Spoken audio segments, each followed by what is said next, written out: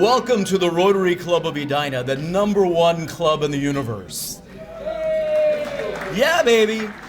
My name is Michael Stanzak, and I am humbled and honored to serve as your 67th president. Thank you.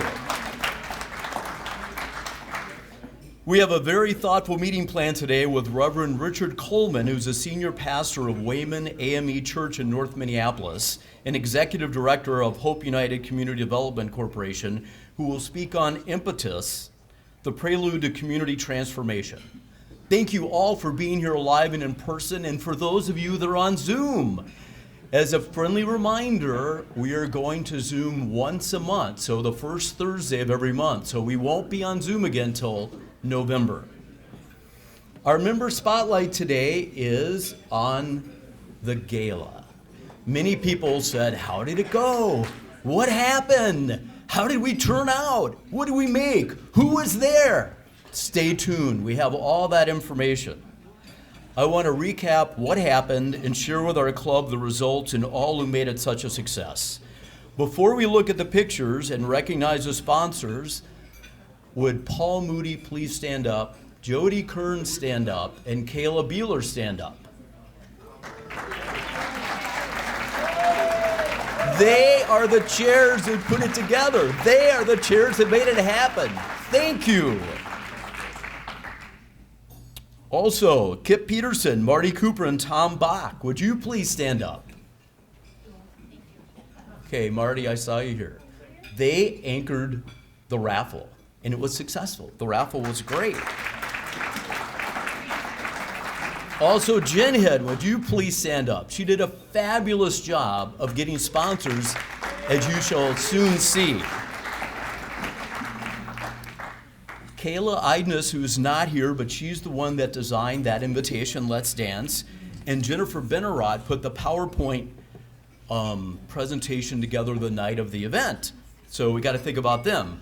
And we would be remiss if we didn't recognize the glue that keeps our Rotary Club together, Becky Mikowski in the back, for all she did for the Gala. All right, well, let's just get right into the Gala. What do you say?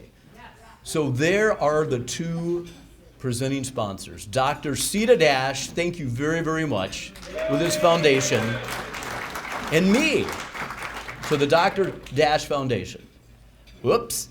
We go to some of the pictures. In the upper left is Jody Kern holding, what is that, a unicorn, Jody? For those of you that don't know, many of us brought stuffed animals that we gave to My Very Own Bed. And in the bottom right is Michael Allen, and he is the founder of My Very Own Bed that provides beds to children 4 to 12 years old, predominantly in Minneapolis, that don't have a bed. So we support that charity. And in addition to giving them money, we also gave them probably 40 stuffed animals. And then in the lower left, you can see people dancing to High and Mighty. It was a fantastic band. We had 165 people actually show up and come to the to the Gala, which I thought was fantastic. All right, here we go on some of the sponsors. Platinum sponsors, Carl Hansen, Heather, thank you so much. And Faribault Woolen Mills. So I'd be remiss if I did not mention that our past president, Paul Moody, not only agreed to be a platinum sponsor for $5,000, he also was a match sponsor for $5,000. And in addition to that, he gave a Faribault Woolen Mill blanket to My Very Own Bed for each $100 that was raised in the ask. And we raised $39,100 in the ask. That's a lot of blankets. So please, how about a round of applause for Mr. Moody?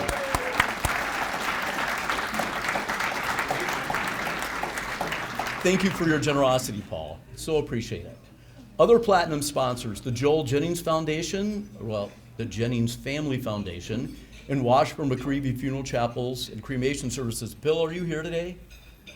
No? Oh, no. Bill's in Colorado. That's Ria's. I saw a picture. Maybe at a dispensary. I'm not sure. But anyway, I have a couple more pictures of Bill. All right, more pictures. So there is Rolf Campbell with Fred and his lovely wife. And then to the right is Mayor Jim Hoagland and Luray. And then in the bottom left is Katie Campbell, our PI director, and Jennifer Hendrickson, who did all the sponsorships. We are having a blast. Gold sponsors, thank you Kelly Burnett, American Family Insurance, Jeff O, Cahill Financial Advisors, Jack Keneffect, thank you. Other gold sponsors, McNellis and Asado, thank you San. Mike and Suze Martini, thank you Michael, I know you're here. North American Banking Company, thank you Joe Ahrens, appreciate that. Other gold sponsors, Transitions in Business, thank you Sam Thompson. Stiles Financial Services, thank you Susan Stiles. Tankinoff Families Foundation. More pictures. Our current district governor, Mariana Cove, with her husband Owen, up there in the upper left, along with Catherine and Tom Gump. And in the upper right are the three musketeers, Kip and Paul and Marty Cooper. And then in the lower left, we have our Rotary students that helped us with the registration, and of course, Becky, the glue that keeps us together. Becky, where are you? I don't see you. I found out something about Becky. She's a really good dancer, and she likes to dance in her bare feet, so way to go, Becky.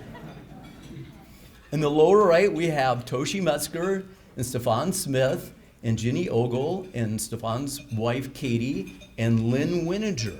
It's great that Lynn was able to get out and join us. Our silver sponsors, Edina Alarm, thank you John Barnett, Christensen Group, thank you Will Seinke, the Brookshire Company, thank you Jerry Norton, CV Vision, thank you Chris Lakowski, and Christensen and Lau PA, thank you Joe Christensen and Mike Tingham.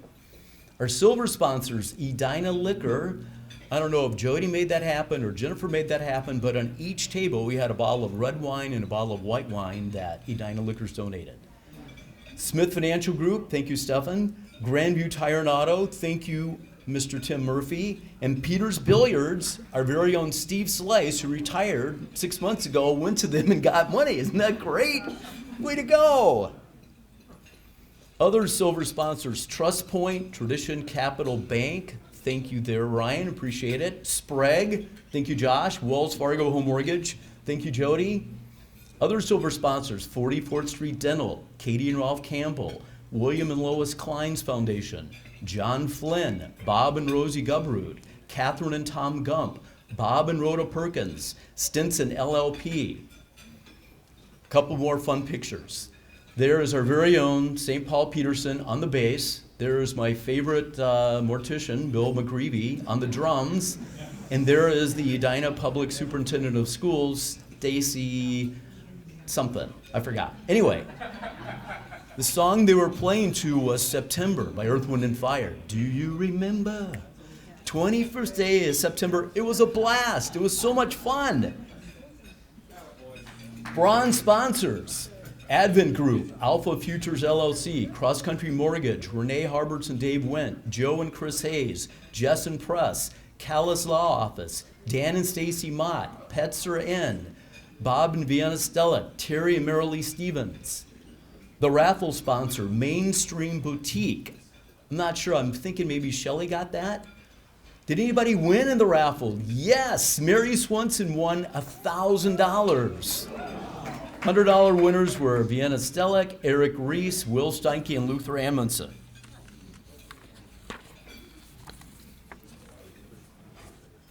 So we raised $13,100 from the raffle.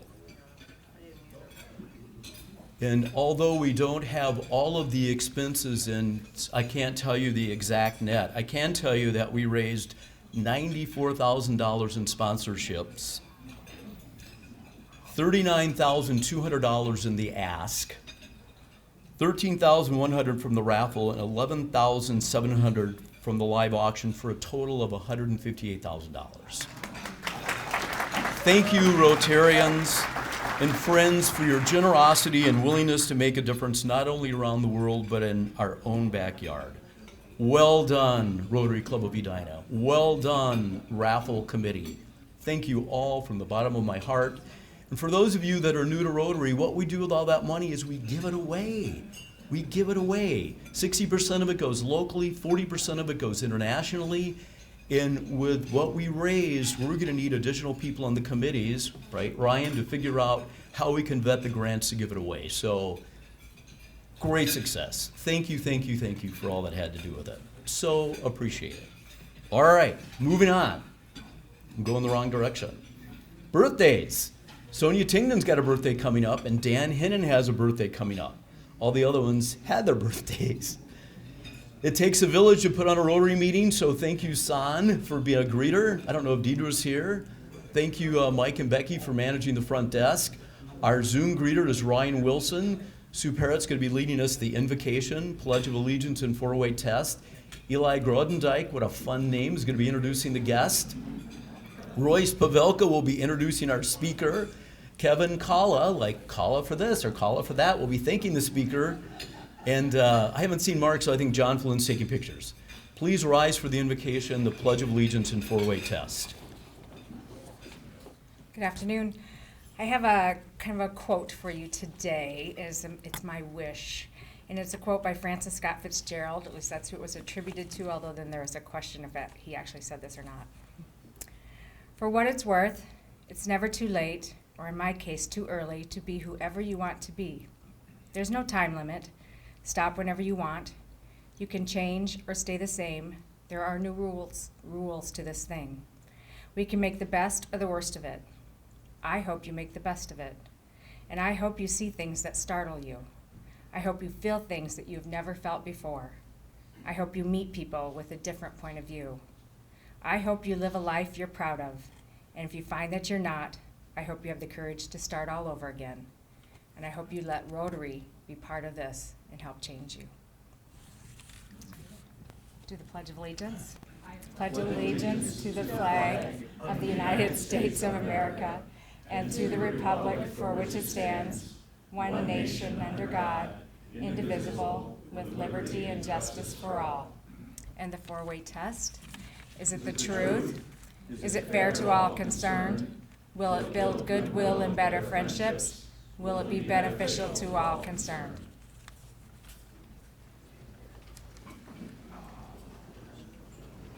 It's a little intimidating, John. I'm trying to just do my job up here. We love having guests here at Edina Rotary, and we have some here today. So when I say your name, please stand up, you and your member, and share a quick introduction, because we really value all the wonderful people that are coming in to visit, and also the wonderful people who bring their friends and coworkers and neighbors here. So Jim Platt has Joe Sutcliffe.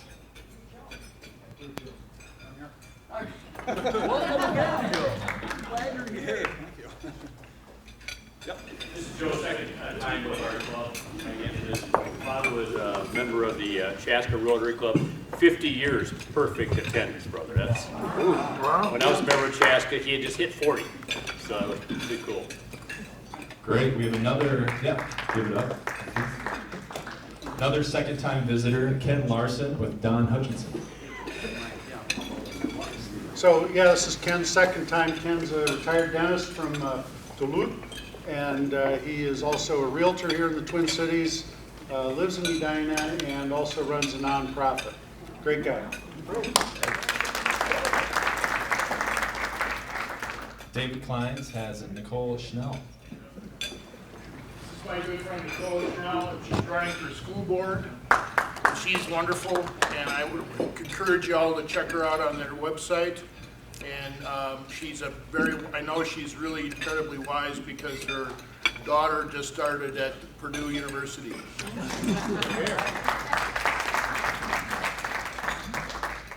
Sam Thompson has brought Kern with him. Go ahead, Sam.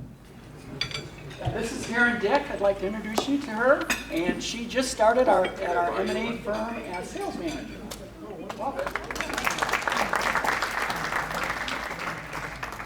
Heather Hansen has two guests with her, Patricia Moldaway and Carlos Alfonso.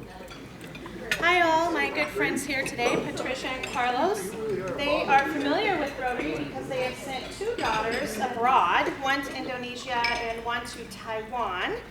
And they have a third daughter that they're hoping to send again in the coming years when we get back into action. So please welcome Carlos and Patricia. This is their first visit and they're looking as to become members.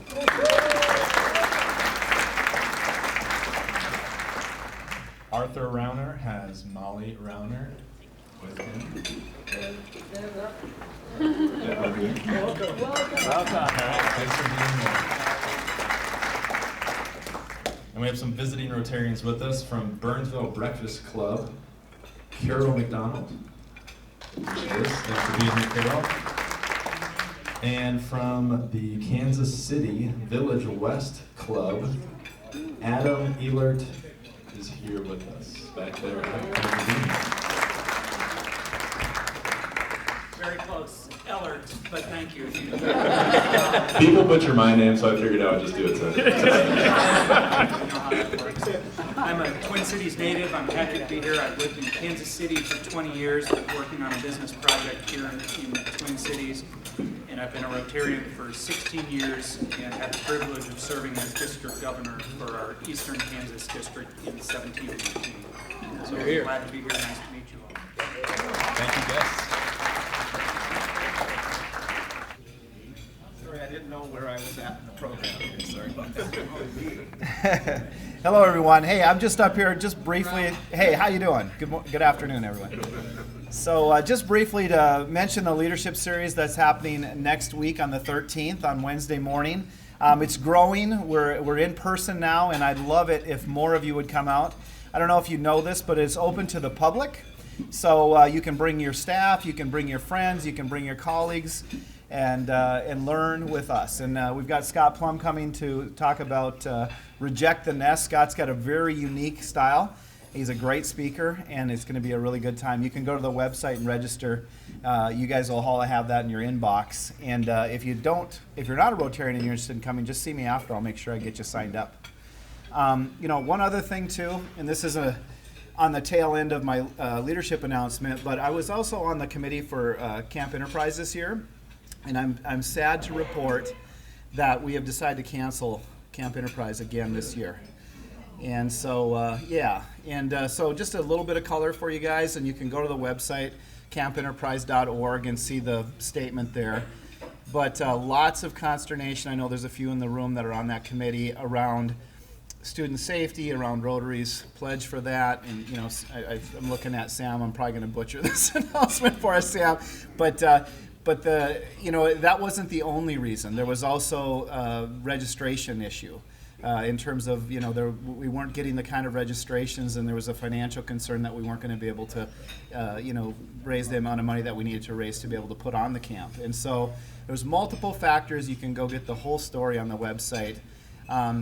One little ray of hope, I guess, and I'm really happy about this one, is that Mary Brindle was the chair from the morning club this year, and I had agreed to chair the committee for next year's Camp Enterprise. And so Mary and I are going to work together as co-chairs in 2022. And so we're planning to bring some really, really good stuff next year. So get behind us next year. Thanks.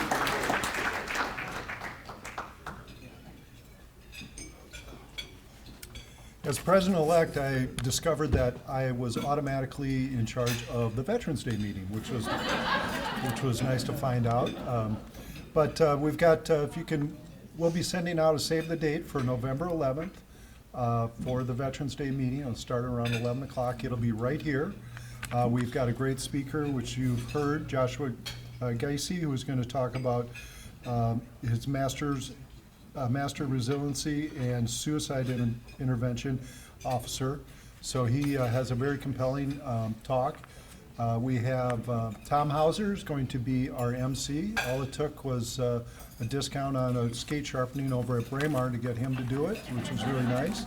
So we're very excited about that. More to follow.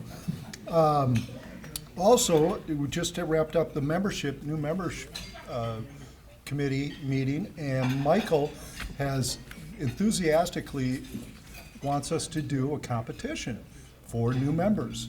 So starting October 14th to November 18th, whoever brings the most potential new members will get a free lunch with Michael Stanzak at Cove, beverages included. $18 rum hours, that's $19.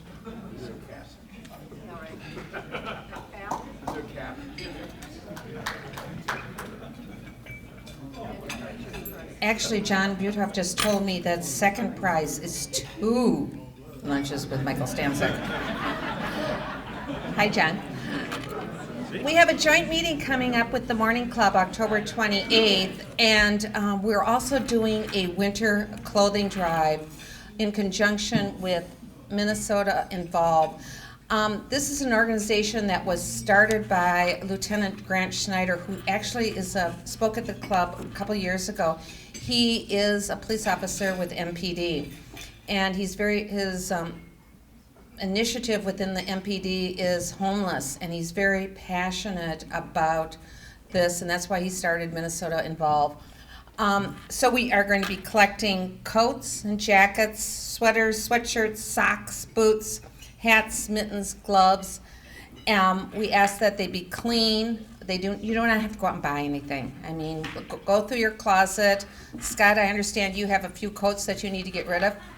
You've been talking to my wife, thanks. I can call her. Maybe there's some that you want to keep and she wants to get rid of.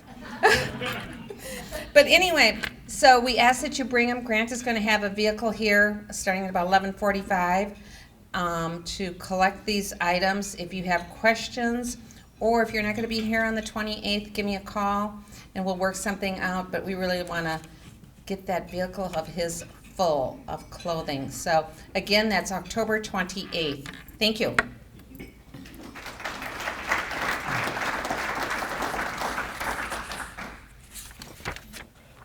Royce Pavelka is an associate of Brookshire Company, the #1 commercial real estate company in the world.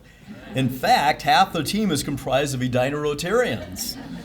While Jerry Norton is out golfing, as he is right now with former President Jeff O., Royce does the heavy lifting and real work of helping their clients make wise real estate decisions.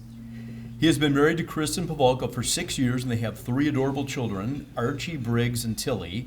Rue and Hercules round out his family as the beloved 4-legged children. They recently moved to North Oaks and are enjoying the country life out there. Royce has been part of the Rotary for 6 years and served a term as the club's membership director.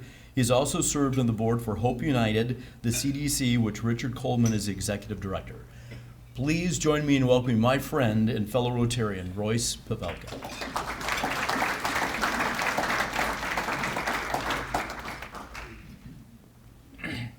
That was a really well-written introduction.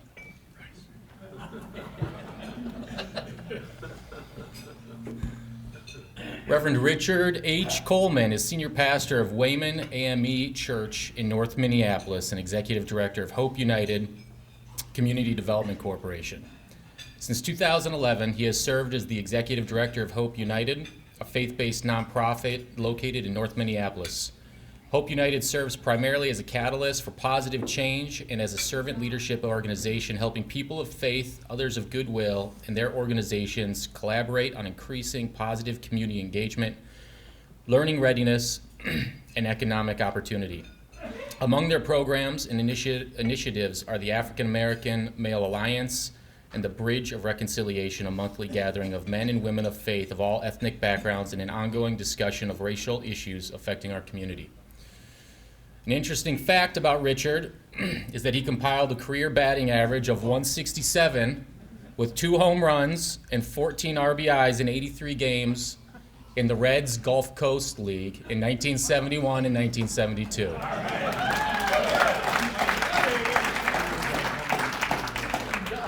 Richard's been married to his wife, Pastor Mary E.G. Coleman, for 49 years. They entered ministry in 1973. They have 3 kids, 11 grandchildren, and they draw on 5 decades of experience as pastors, nonprofit leaders, parents, and mentors. I got that part already. Richard has preached and taught in many church pulpits in rural small towns, major cities, and internationally in Kenya, Rwanda, and South Africa. He's pastored congregations in Illinois, Michigan, and Minnesota. His ministry has transcended the pulpit and the local parish through community leadership in areas of social justice, local and international prayer mobilization, reconciliation, and community development. Richard is deeply involved in an effort to heal the racial wounds affecting our community, and on a personal note, Richard has been a role model, an example of what gracious, and I truly mean grace-filled, discussion and relationship building looks like. I am pleased to welcome Richard to the Rotary Club of Edina.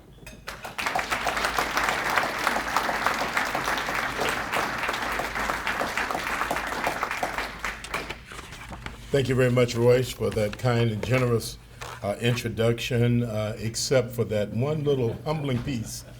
But God knew that I was a preacher and not a right fielder. Amen. To Michael Stanzak, our president, thank you for all your leadership for this great organization, for all who comprise its leadership, those present, gathered, and to my dear friend Jim Ryman, who had the fault of wisdom to invite me by way of the committee to speak today. Thank you so much for that. Want to share with you a few thoughts on our current state of affairs. If I can get this, make sure I get oriented. There I go. Concerning our current status as people in the state of Minnesota. Needless to say, we're in a tough space right now with so much confusion and so much strife. So much confusion and so much strife. Okay, thank you. And Mahatma Gandhi said, we don't need to wait to see what others do. The truth is, according to Robert Schuller, the truth of the matter is that you all know what to do. We always know what to do. The hard part is doing it. This great darkness threatening the good that we treasure and the good with which that we enjoy seeks to smother our hopes and dreams, to prevent opportunity for our community to thrive and develop as it can be. But by bravely embracing the light, we will drive out hatred and its wretched offspring and together build a community of prosperity for all. Jesus of Nazareth spoke of this light as the indwelling divine force that would overcome the darkness prevailing in the first century if received. Poverty, violence, and oppression of all sorts were deep and pervasive, but even the greater light of love, joy, peace, forbearance, kindness, goodness, and faithfulness, gentleness, and self-control were recommended as the kinds of virtues that are needed in darkness, and we need them today. Today, darkness has morphed in its form, and it has always done that throughout the ages. Today, we see it in division along racial lines, faith lines, political lines, and it emerges then as hatred, and it encourages decline and erosion of values in our community. It results in poverty and violence and even anarchy. And change must be made, and as Schuller said, the burden of change is on us.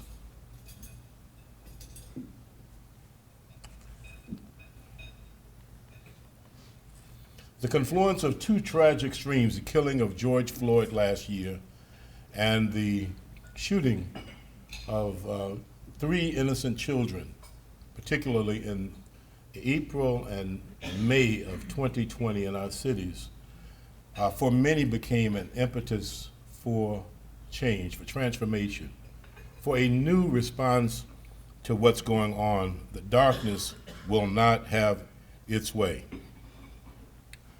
The visualization of George Floyd's killing was an impetus for societal change, interpreted by many, various ways, of course.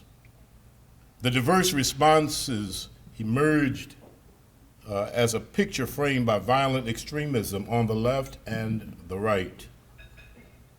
The defund the police, for example, emerged as a destructive factor in my estimation, mitigating efforts to improve law enforcement.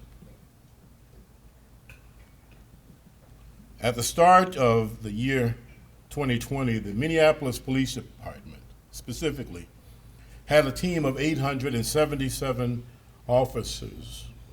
The Defund the Police movement led to what we see as a forced diminishment, and it resulted in a decline to 638 officers within the year. The police chief at that time needed 1,200 officers to do the work of keeping the peace in the city of Minneapolis, how could they do it with half the force that the chief recommended? Crime has ticked up significantly since then, and the city recorded 5,422 violent crime incidents in the year. And of these, 533 were people hit by gunfire, not shots fired, but people actually hit in the city by gunfire, and 84 of them died. There were only a couple dying at the hands of the police. The situation is intolerable and must be done something about it, and we know what to do. These are faces of these three babies. Well, babies.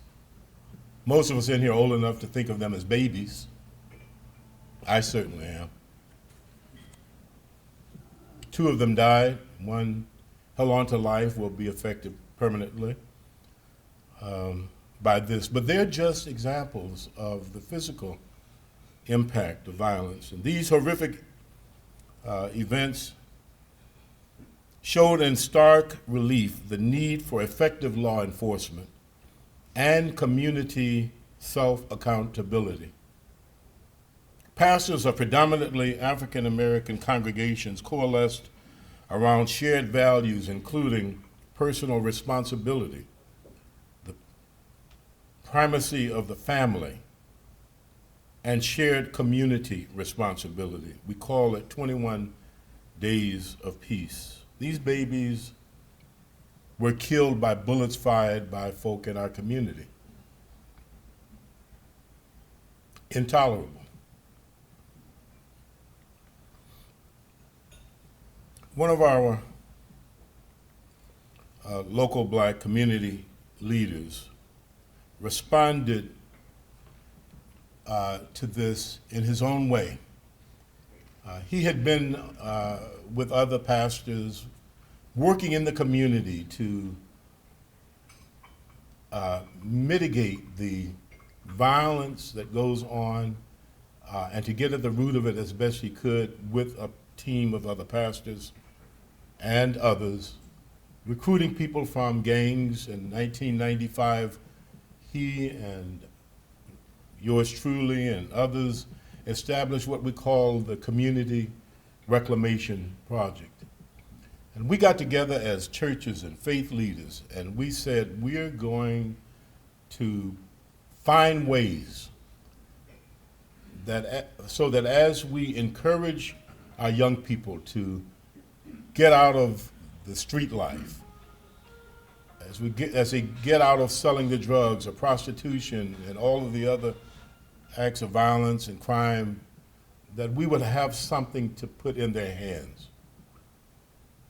You know, not an empty promise that if you stop doing this, life is going to get better, but they need something right now. And so we started off, and we provided we provided cash, a bonus, like a signing bonus when they signed me to play baseball. Well, we gave them cash for signing a bonus. We gave them for signing a document where they promised that they're extricating themselves from their lifestyle, not necessarily their organization. That's a complex matter because that's part of their family. But they're making personal, individual decisions that I am going to go to school. I am going to go to church. And I'm going to get a job.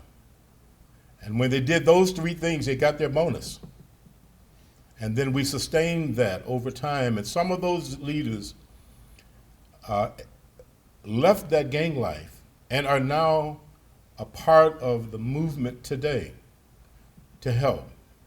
And what we decided was to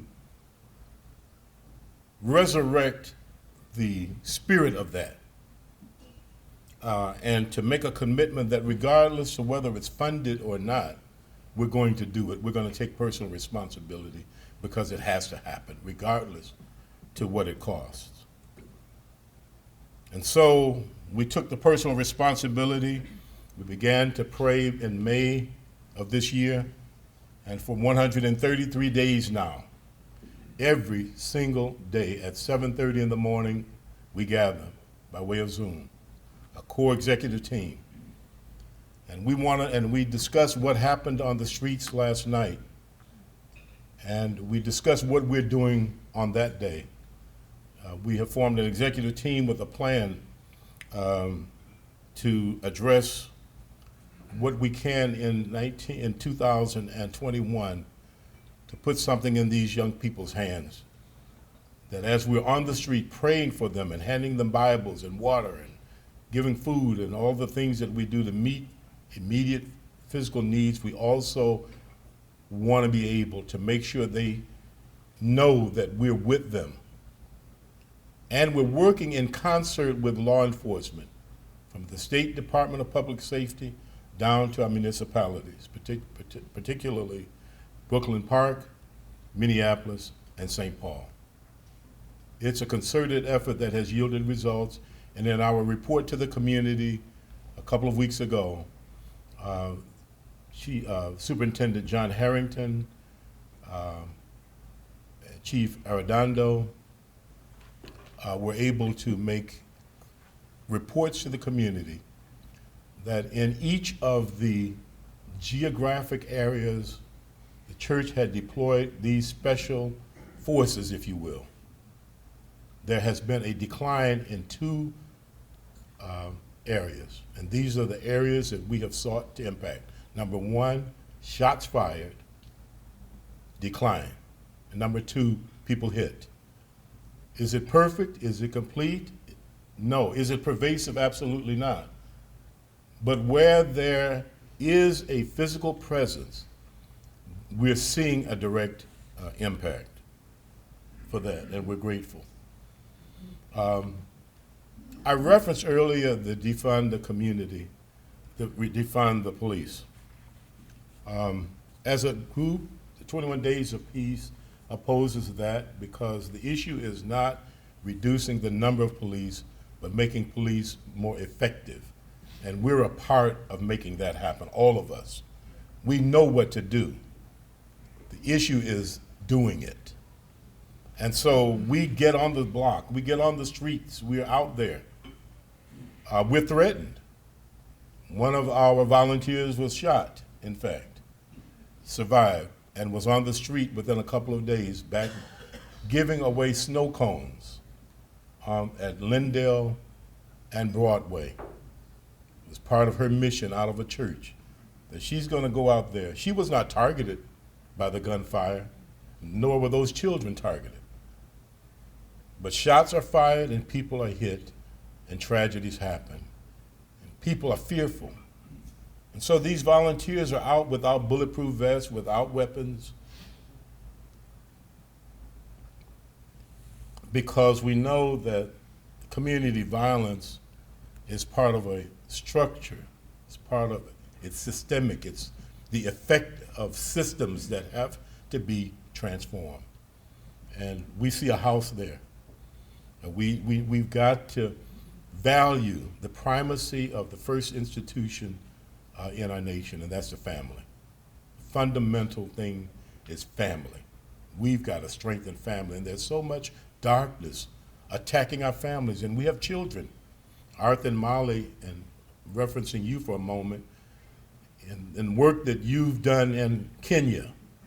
You know, I've gone with you to see in the cities multiple times, and I was astounded in Rwanda to see, after the genocide in 1994, children raising their siblings, 8-year-old children. And as horrific as that is, we're seeing the same kind of thing here in the Twin Cities. I've seen it abroad, I've seen it here. It's intolerable. It will not be. It cannot be. But it's going to require all of us, and eventually the economic strength of the family has to be increased. For example, in the Twin Cities, perhaps you're aware that 75% of our white families are homeowners, 75%. The same Twin Cities, 25% African American people. But there are a lot of reasons for that. And today's conversation is not about the reasons, but it's about taking action. Wherever we are, we know what to do. It's not pointing fingers. It's saying we're taking personal responsibility to do that.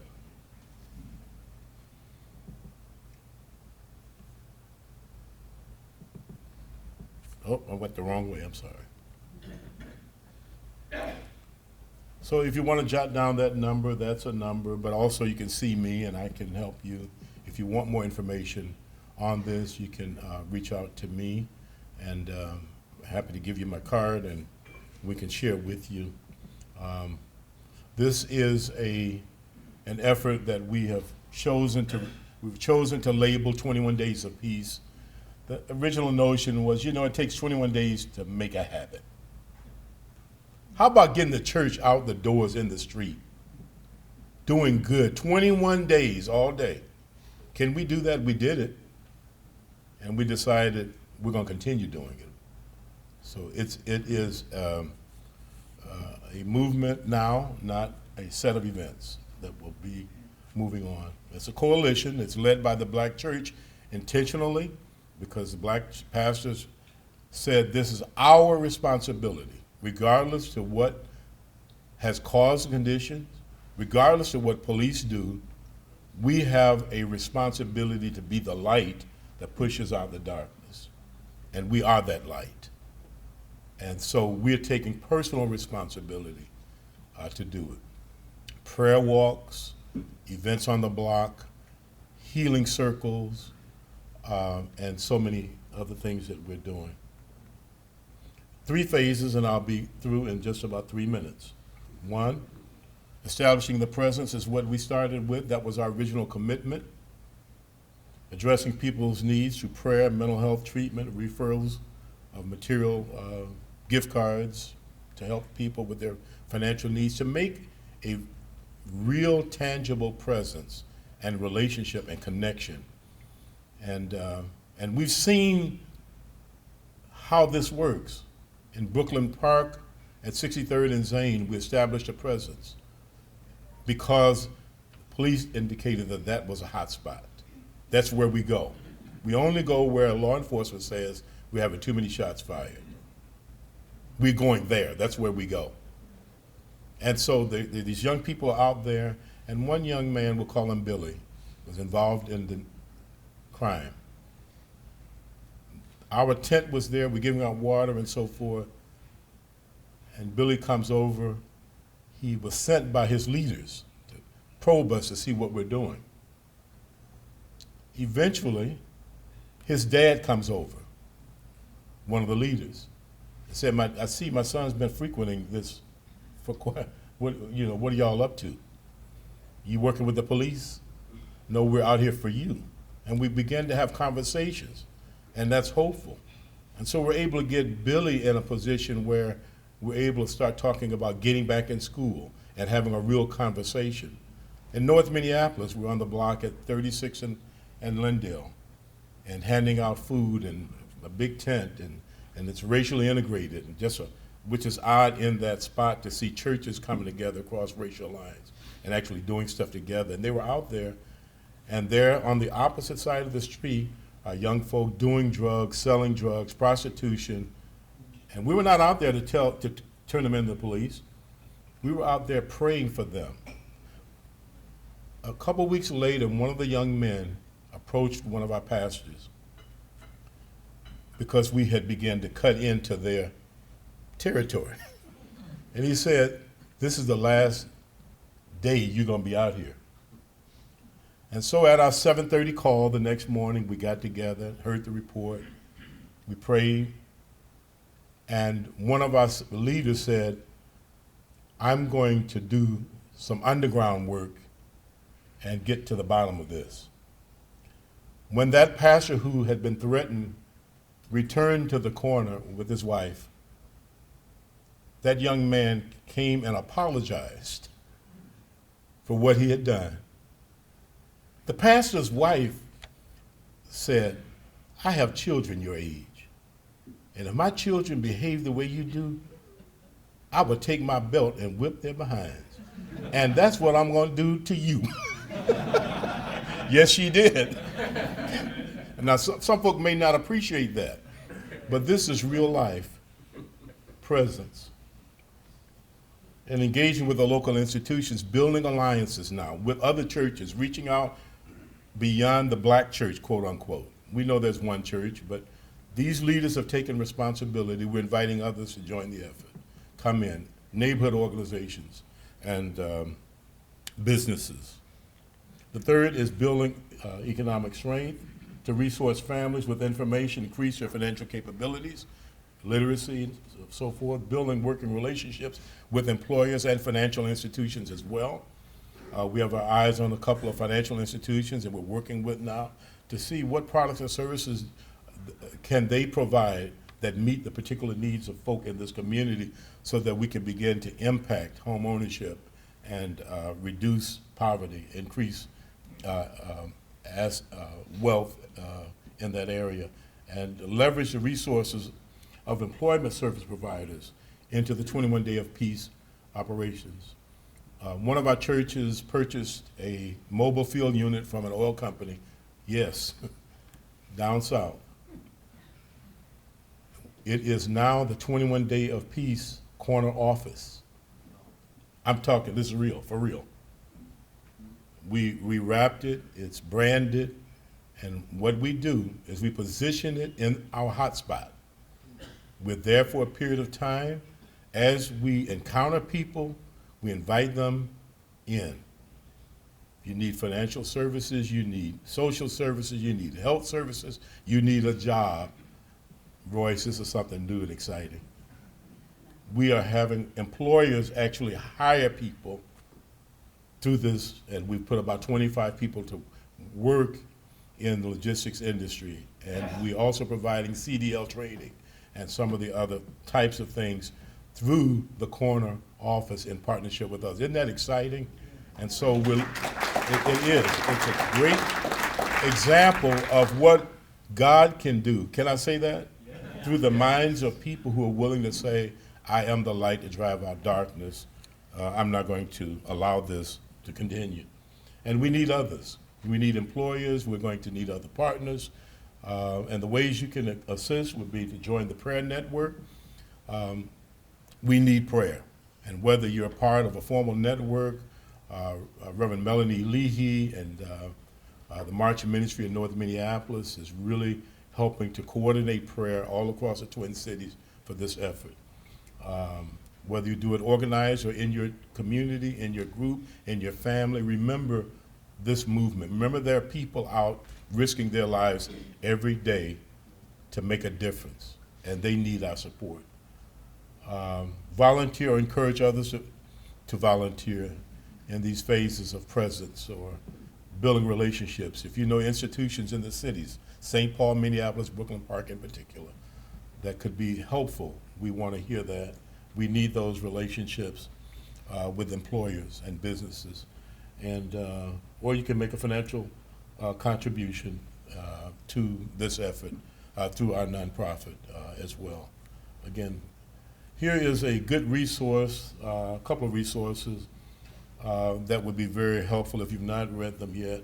Peculiar Indifference, a Neglected Toll of Violence on Black America. About 170,000 people are killed in our nation. And there is an overrepresentation of people of color in the number where we're numerically minority, but when it comes to the impact, the effects of gunfire and so forth, we are disproportionately represented. Think of that, 170,000 people. This is just amazing. W.E.B. Du Bois in the mid-1800s, a great thinker, and so you'll find some, I think, good material that helps us to see that we don't have to wait to see what others do. We know what to do. We just need to do it. And thank you all so much for your time today. God bless you.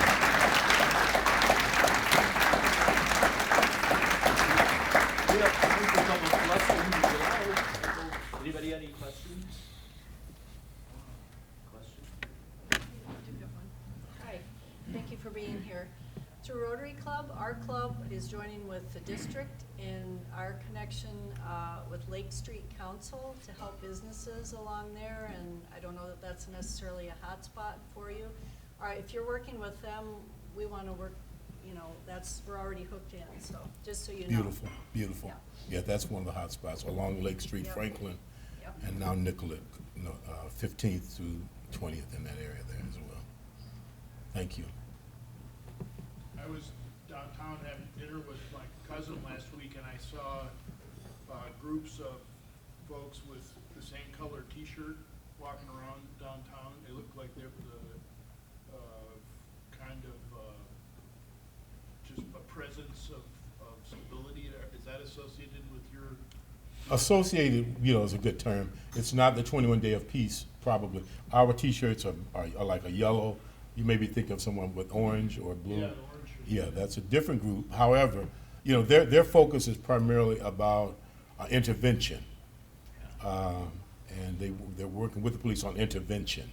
Ours is a more holistic effort where we're present for intervention, but the purpose of the intervention is to establish relationships with the folk directly, so that we can then help them to move forward in a positive way, not just mere. And I'm not minimizing or marginalizing what others do. Perfect. I was just going to say we really appreciate your clear insight into these problems and your leadership in helping solve them. So Rotary is a global network of 1.2 million neighbors, friends, leaders, and problem solvers who see the world where people unite and take action to create lasting change across the globe, in our communities and in ourselves. From literacy and peace to water and health, Rotarians are always working to better our world, and we stay committed to the end. In honor of your presentation, we'll be making a donation to My Very Own Bed. It's a local nonprofit that provides new beds to children moving into stable housing.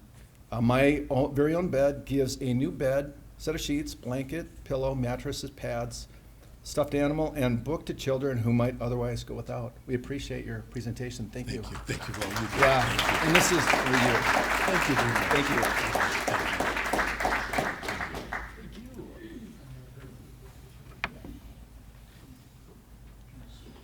Thank you, Reverend Coleman, for all you do and for taking action. Do something. We appreciate it. It sounds like you and a lot of members of your congregation put themselves at risk for what they're doing. So believe it or not, it's true, I screwed up. And Les Jones, would you please stand up? I'd like to recognize you for being an Ask sponsor at the Gala. Gave $5,000 to the Asks, and I was remiss, and I missed it. So, I screwed up, John, but thank you. Okay, looking ahead.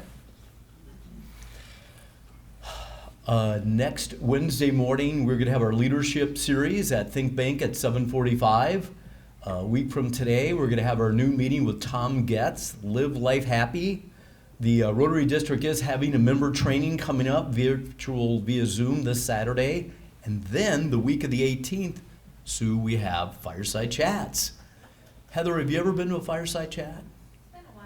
Okay, well, they're fun. You get to know people. It's kind of like when you go to church and you meet all these people, but when you're in somebody's house, you can share things with them, right, Gordy, and get to know them on a personal basis. So please, everyone, if you would consider going to a Fireside Chat, we have John Mazzara on Monday night, Jim Ryman on Tuesday night, Toshi Metzger on Wednesday night, David Hadsung on Thursday night, and Paul Moody on Friday night, and certainly we'll have signups available in the next couple weeks.